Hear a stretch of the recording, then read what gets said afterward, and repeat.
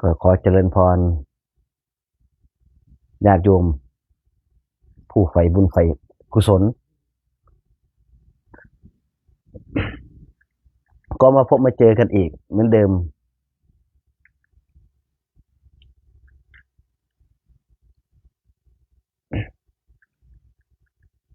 วันนี้ขอแนะนำตัวก่อนนะก็เราก็อยู่ที่วัดป่าหรือสำนักสงฆ์วัดป่านนยอม่องหวานตำบล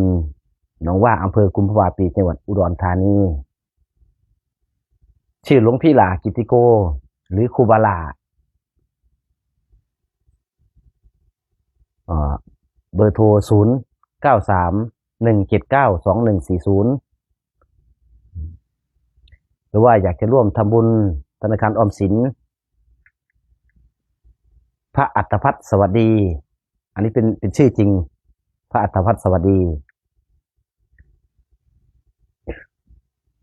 หมายเลขบัญชี020395709734734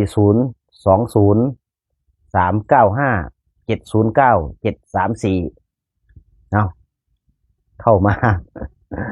พูดคุยกันไม่ได้ พูดคุยสัพเพเหระอย่างเมื่อวานก็มีพระภิกษุหรือว่าครูบาอาจารย์นั่นแหละโทรมาจากทางบุรีรัมย์บอกว่าให้เทศให้ฟังน้อยเดี๋ยวบอกชื่อเรื่องด้วยนะบอกให้เราเทศเรื่องบุญญานิปะระโรกัสสมิงปฏิฐาโหนติปานินังหมายถึงบุญเป็นที่พึ่งของเราในโลกนี้และโลกหน้า อันนี้ตั้งหัวข้อให้เราเองนะ ตั้งหัวข้อให้ท่านบอกว่าโอ้อยากจะฟังเรื่องนี้ตั้งหัวข้อให้อย่างดีแต่พูดแต่เรื่องหัวข้อนะ ไม่พูดถึงเรื่องการเทศ ก็ไม่ว่าอยากจะได้หรอกแต่เราก็ไม่ได้เอ่ยหรอก ไม่ได้พูดถึงเรื่องการเทศกันอะไรเลย อยากจะฟังเรื่องนี้พูดให้ฟังหน่อยแกบอกก็ความหมายมันก็ตรงตัวอยู่แล้วบุญเป็นที่พึ่งของเราในโลกนี้หรือว่าโลกหน้าพระพุทธเจ้าท่านถึงบอกให้เราเนี่ยทำแต่บุญกุศลก็อย่าไปทำอกุศลท่านถึงมีถ้าเป็นคฤหัสถ์หรือว่าอุบาสกอุบาสิกาเนี่ยพระพุทธเจ้าท่านก็มีศีลก็คือศีลห้าไม่ว่าจะเป็นห้ามฆ่าสัตว์ห้ามลักทรัพย์ห้ามประพฤติผิดในกามหรือจะห้ามพูดปดมดเท็จหรือว่าจะห้ามดื่มของมึนเมานี่อันนี้ท่านสิ่งที่ท่านตั้งขึ้นมานี่เป็นศีลห้าข้อนี่ก็หมายถึงว่าสิ่งนั้นน่ะมันไม่ดีมันเป็นอกุศลใช่ไหมอย่างพระภิกษุก็227ข้อบอกว่าธรรมวินัยอันไหนที่ทำแล้วมันเสื่อมจากศรัทธาจากญาติจากโยมเราก็อย่าไปทำนี่เพราะคำว่าบุญส่งผลไม่ว่าจะเป็นโลกหน้าก็หมายถึงว่าเราทำคุณงามความดีเราอาจจะเกิดไปเป็นสัตว์นรกสัตว์เดรัจฉานเป็นเปรตสัมภเวสีหรือทำด้านกุศลเราก็จะอาจไปเกิดเป็นเทพเป็นพรหมเป็นเทวดาไป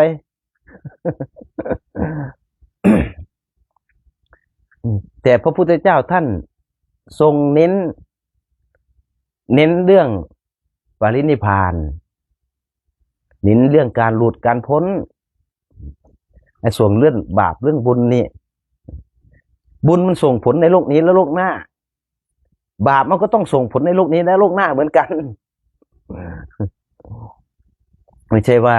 บาปมันจะไม่ส่งผล พระพุทธเจ้าท่านก็ให้ละละความชั่วให้ทำความดีมันขยันทำความดีไว้ก็สุขโขบุญญสะอุตโยการสะสมบุญนั่นแหละนำความสุขมาให้หรือว่าการสะสมคุณงามความดีนำความสุขมาให้โลกนี้เราก็มีความสุขมีความเกิดปิติยินดีจิตใจก็ไม่เศร้าหมองทำอะไรก็จะประสบผลสำเร็จนี่ท่านก็ตั้งหัวข้อมาให้อย่างดีเลยนะ เราก็ไม่ใช่ว่าเราไปเรียนบาลีหัวข้อที่ท่านตั้งมาให้นี่มันเป็นคำบาลีเราก็อาศัยการภาวนานี่แหละภาวนาไปว่าผลบุญผลกุศลอะไรก็แล้วแต่นะขอให้เราทำด้านกุศลทำให้เยอะๆทำเยอะๆเจริญให้มากอันไหนที่จะเป็นกุศลมากเราก็ทำอันนั้นแหละไม่ว่าจะเจริญภาวนารักษาศีลก่อนที่เราจะรู้บาปรู้บุญเราก็เกิดจากศรัทธาก่อนนะถ้าเราศรัทธาในคำสอนของพระพุทธเจ้าเราเชื่อมั่นว่าพระพุทธเจ้าท่านตรัสรู้จริงเราเชื่อมั่นว่าบาปบุญมีจริงนรกสวรรค์มีจริงเราก็จะศรัทธาต่อคำสอนของท่านขององค์สมเด็จสัมมาสัมพุทธเจ้าศรัทธาต่อตัวท่าน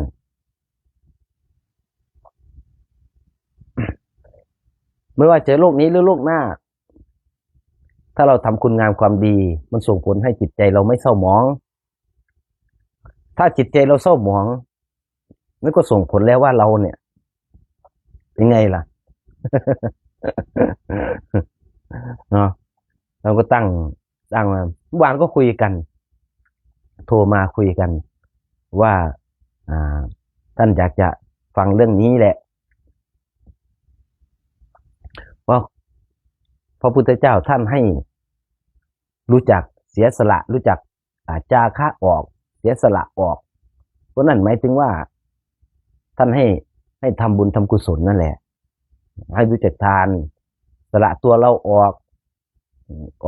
จากไหนออกจากเพศคฤหัสถ์ก็มาบวชในเพศพระภิกษุหรือมาบวชในสมณเพศเนี่ยเราก็สละออกอย่างเป็นญาติโยมเราก็รู้จักสละทรัพย์สินสละทรัพย์สมบัติออกเพื่ออะไรล่ะพระพุทธเจ้าตรัสว่าถ้าเราสร้างเหตุมันก็ต้องมีผลมีเหตุมีปัจจัยของมันเราสร้างคุณงามความดีเหตุปัจจัยมันก็จะนำมาซึ่งความสุขนั่นแหละความอิ่มเอิบใจทำบุญทำกุศลไว้ทำให้ใจเรานี่ไม่คิดไปด้านอกุศลไม่คิดแต่ทำบาปทำชั่วทำกรรม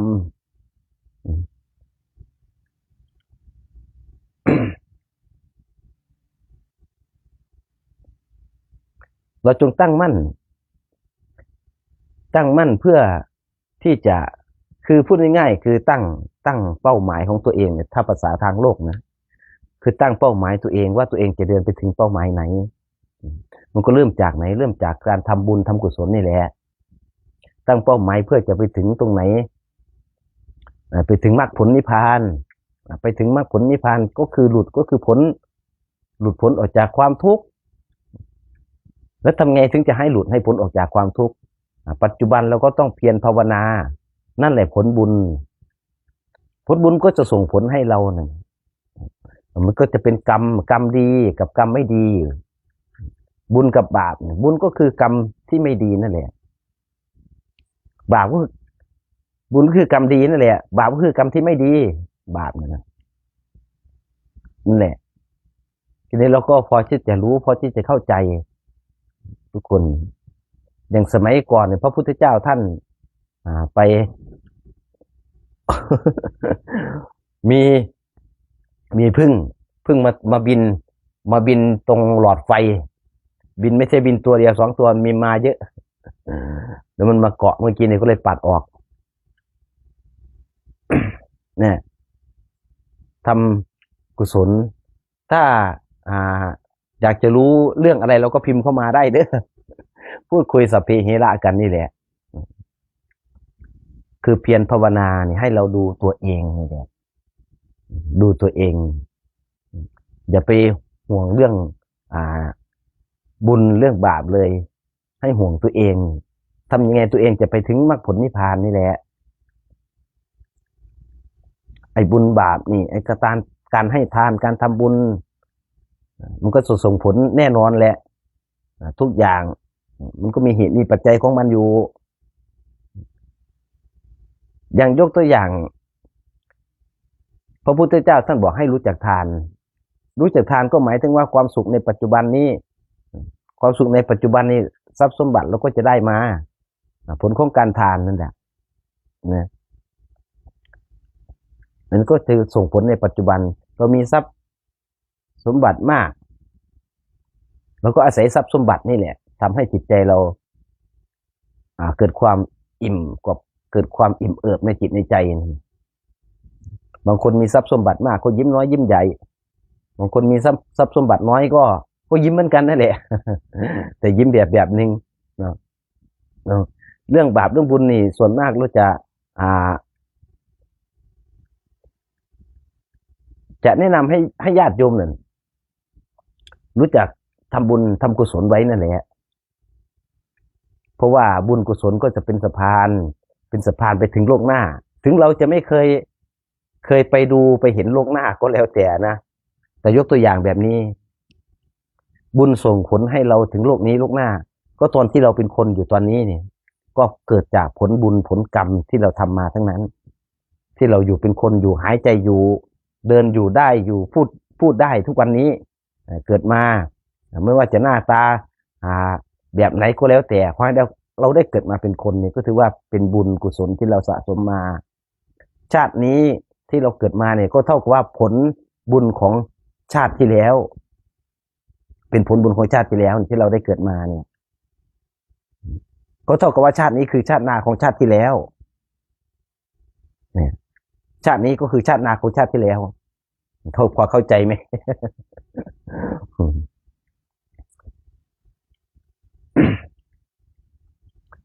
ผลบุญถ้าเราทำปัจจุบันให้ดีอนาคตไม่ต้องห่วงหรอกมันก็ดีแต่ถ้าเราทำปัจจุบันไม่ดีอนาคตมันก็จะไม่ดีทำดีตอนไหนมันก็ได้ดีตอนนั้นทำชั่วทำบาปตอนไหนมันก็ได้ชั่วได้บาปตอนนั้นแหละอย่าไปคิดอะไรมากมายเนาะทำบุญกุศลสะสมบารมีเพื่อเป็นสะพานเพื่อทำให้จิตใจเราเจริญขึ้นนั่นแหละจิตใจเราเจริญขึ้นเราก็จะรู้สิ่งไหนเหมาะสิ่งไหนควรที่จะทำหรือไม่ทำถ้าเราไม่เริ่มจากศรัทธาแล้วเราจะไปรักษาศีลเราก็รักษาศีลไม่ได้ถ้าไม่รักษาศีลเราอยากจะทำสมาธิมันก็ทำไม่ได้ถ้าเราไม่ทำสมาธิเราอยากจะมีปัญญาอยากจะเห็นสัจธรรมความเป็นจริงมันก็เป็นไม่ได้เป็นไปไม่ได้เหมือนกันท่านถึงบอกว่าให้เราทำกุศลไว้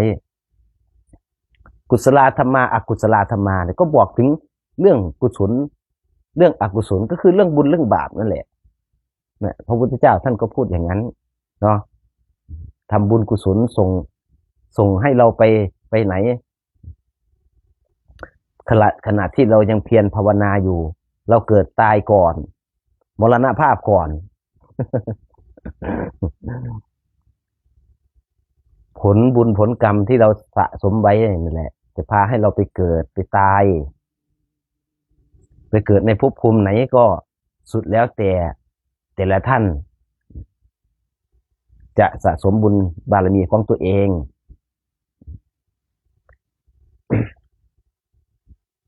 บุญกรรมมีผลหมดไม่ว่าจะชาตินี้หรือว่าชาติหน้าก็แล้วแต่มีผลหมดไปกับติดตัวเราไปทุกภพทุกชาตินั่นแหละมันจะติดตัวเราไปเราก็ยังจะเวียนว่ายตายเกิดอยู่ ถ้าเรายังมีบุญอยู่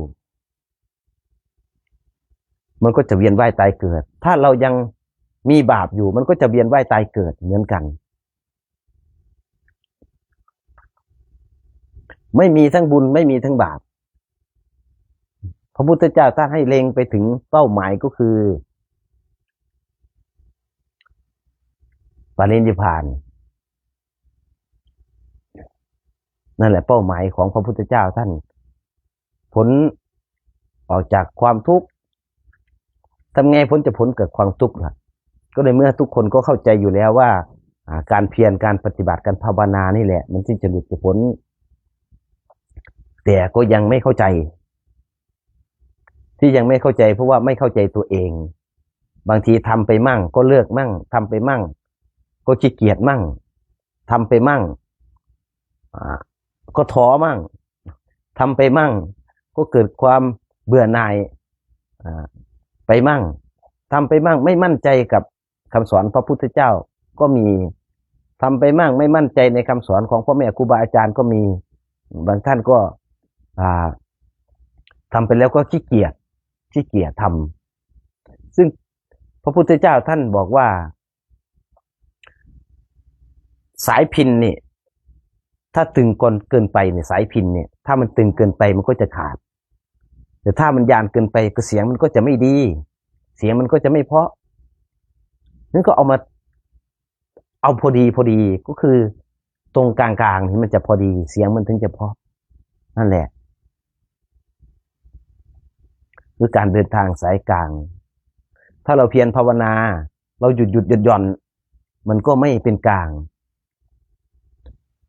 ถ้าเราภาวนามั่งไม่ภาวนามั่งมันก็ไม่เป็นกลางถ้าเราภาวนาเยอะเกินไปมากเกินไปตึงเกินไปมันก็ไม่เป็นกลางท่านว่าให้เอาอยู่ระหว่างกลางๆมันถึงจะเหมาะเจาะถึงจะพอดีเหมือนกับเราปรุงกับข้าวนั่นแหละปรุงกับข้าวถ้าใส่เค็มมั่งมันก็จะกินไม่ได้ใส่หวานมั่งก็กินไม่ได้ใส่เปรี้ยวมั่งมันก็กินไม่ได้เราก็ใส่ให้มันพอดีใส่ให้มันพอดีหรือว่ารองเท้าเราซื้อมาคู่ใหญ่เกินไปมันก็ใส่ลำบากเดินก็ลำบากซื้อคู่เล็กเกินไปมันก็ใส่ก็ลำบากอีกยิ่งลำบากอีกกว่าจะยัดเท้าใส่เข้าไปเราก็ซื้อมาให้มันพอดีกับเท้าเราท่านถึงว่าอะไรก็ทำให้มันพอดีเหมาะเจาะแน่เรื่องบุญส่งผลมันมีจริงๆถ้าอยากจะรู้ว่ามีจริงหรือไม่มีจริงเราก็ลองศรัทธาพระพุทธเจ้าดูสิศรัทธาแล้วเราถึงจะเชื่อมั่นในคำสอนของพระพุทธเจ้าว่าบาปบุญมีจริงนรกสวรรค์มีจริงทำกรรมดีมันก็ส่งผลทำกรรมไม่ดีมันก็ส่งผลมันก็มีเหตุและผลมีปัจจัยของมันอยู่ อย่างทำไมถึงเพียรภาวนา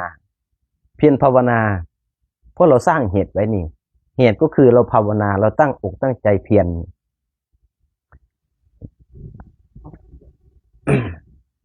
เราตั้งอกตั้งใจเพียรภาวนา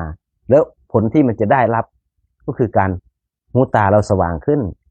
เห็นสัจธรรมความเป็นจริงเริ่มรู้จักธรรมะเริ่มเห็นธรรมะขึ้นมาเป็นแสงสว่างขึ้นมาเรื่อยๆนั่นก็เป็นผลของมันมีเหตุและผลมีปัจจัยของมันในตัวแต่ละอย่างอยู่นะถ้าเราขี้เกียจมันก็มีเหตุมีผลในการของขี้เกียจเนี่ยสิ่งที่จะได้มามันก็ตรงกันข้ามถ้าเราทำบุญ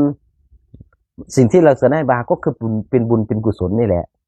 ถ้าเราทำบาปหรอมันก็ได้มาสิ่งที่เราทำบาปทำกรรมไว้นั่นแหละ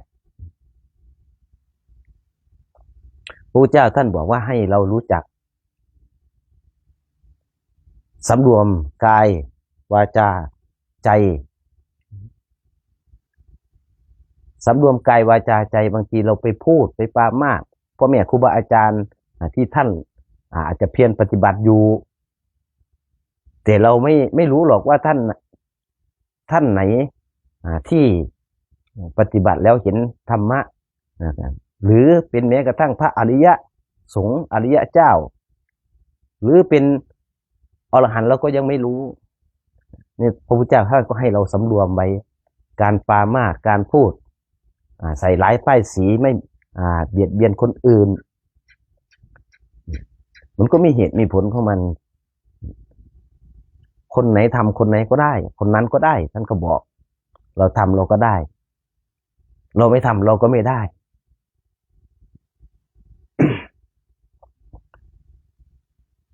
เหมือนกับองคุลิมานนี่เอายกตัวอย่างองคุลิมานแล้วกัน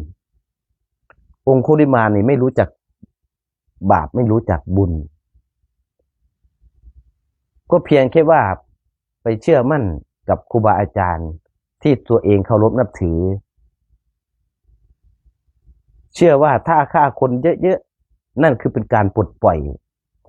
อยให้คนที่เขามีความทุกข์ได้ไปขึ้นสวรรค์ตัวเองถึงจะบรรลุธรรมะอันนี้ก็องคุลิมานก็เข้าใจไปอย่างนั้นก็ในเมื่อเข้าใจแล้วเราก็ลงมือปฏิบัติก็ฆ่าคนเริ่มฆ่าคนฆ่าไปแล้วคนแล้วจนคนสุดท้ายพระพุทธเจ้าท่านมาบอกให้ว่าหยุดคำเดียวนะเราหยุดแล้วคำว่าหยุดคำเดียวนี่เราก็ต้องตีความหมายของธรรมะของพระพุทธเจ้าให้ออกด้วยแต่องคุลิมานปัญญายังไม่มีปัญญายังไม่เกิดก็ตีความหมายคำว่าหยุดไม่ได้ซึ่งมองไปเห็นพระพุทธเจ้าท่านกำลังเดินหรือกำลังวิ่งก็แล้วแต่ก็บอกว่าพระพุทธเจ้าท่านยังไม่หยุดแต่ความหมายของพระพุทธเจ้าคำว่าหยุดคือหยุดเบียดเบียนสัตว์อื่นหยุดฆ่าสัตว์หยุดเบียดเบียนตัวเองและสัตว์อื่นในความหมายของพระพุทธเจ้าท่านก็มาเฉลยองคุลิมานถึงมากระจ่างในใจเนี่ยองคุลิมานพอกระจ่างในจิตในใจแล้วก็บรรลุธรรมก็หมายถึงว่าปัญญาเห็นธรรมนั่นแหละมีแสงสว่างในปัญญาก็รู้ว่าอันไหนเป็นโทษอันไหนเป็นกรรมอันไหนเป็นบุญอันไหนเป็นบาปแล้วก็หยุดก็มาตั้งอกตั้งใจเพียรภาวนาถึงบรรลุเป็นพระอรหันต์นะก็เหมือนกันทุกสิ่งอย่างมันมีเหตุได้ผลไม่ว่าจะบุญกับบาปทำไมคนในโลกเรานี่บางคนก็ทำบุญบางคนก็ทำบาปบางครั้งใจเราก็เป็นบุญบางครั้งใจเราก็เป็นบาปบางคนก็รู้มั่งไม่รู้มั่งเพราะว่าเรายังไม่ศรัทธาที่แท้จริงเราก็เลยทำบาปเยอะกว่าทำบุญทำบาปนี่ไม่ใช่ว่าขึ้นอยู่กับการกระทำอย่างเดียวนะบาปมันขึ้นอยู่กับจิตกับใจเราทางมโนกรรมก็ใช่กายกรรมก็ใช่วจีกรรมก็ใช่บาปมันจะมีทั้งสามทางมาหมดเลยนะคิดไม่ดีเราก็ลงมือทำเรื่องไม่ดีคิดดีเราก็ลงมือทำเรื่องที่ดีนะมันก็เป็นบุญเป็นกุศลอยู่แล้วแต่ส่วนมากมันจะคิดไม่ดีจริงคิดอยากได้ของคนอื่นคิดพูดปดมดเท็จคิดอยากจะหลอกลวงต้มตุ๋นคนอื่นเพื่อที่จะได้มาสิ่งของที่เราอยากจะได้เพื่อที่จะให้ตัวเองสมหวังมันก็เลยเลือกไปในทางที่คิดไม่ดีคิดแต่เรื่องอกุศลแต่ถ้าได้มาจริงๆมันก็ยิ่งมั่นใจในความเป็นอกุศลของตัวเองคิดว่าไปพูดโกหกเขาเราได้ทรัพย์สินเข้ามาแล้วเราก็เลยเกิดความมั่นใจว่าสิ่งที่เราโกหกนี่มันเป็นผลดีต่อเราได้ในสิ่งที่เราต้องการไปหลอกไปลวงเข้ามาอย่างนี้จิตใจมันก็เลยแสวงหาแต่เรื่องอกุศลเราก็เลยลืมไปว่าพระพุทธเจ้าท่านสอนเรื่องบุญเรื่องบาปด้วยลืมไปว่าเราต้องศรัทธาบุญมีจริงบาปมีจริงกรรมมีจริง นรกสวรรค์มีจริงเราก็เลยลืมเราลืมไปพระพุทธเจ้าท่านสอนให้เรานี่หลุดพ้นออกจากความทุกข์ทำไงถึงหลุดพ้นออกจากความทุกข์จะไปทำแต่บาปอย่างเดียวบ่ไปทำแต่บาปมันจะไปหลุดมันจะไปพ้นได้ยังไงมี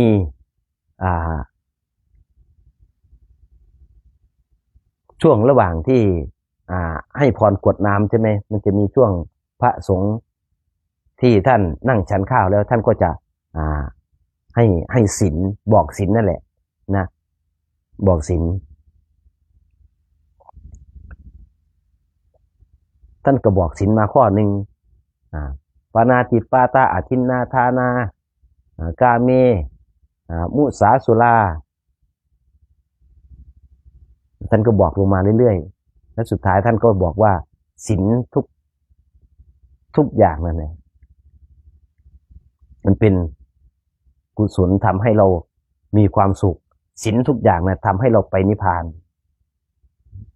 สุดท้ายท่านก็จะบอกออกมาข้อสุดท้ายที่แตกออกมา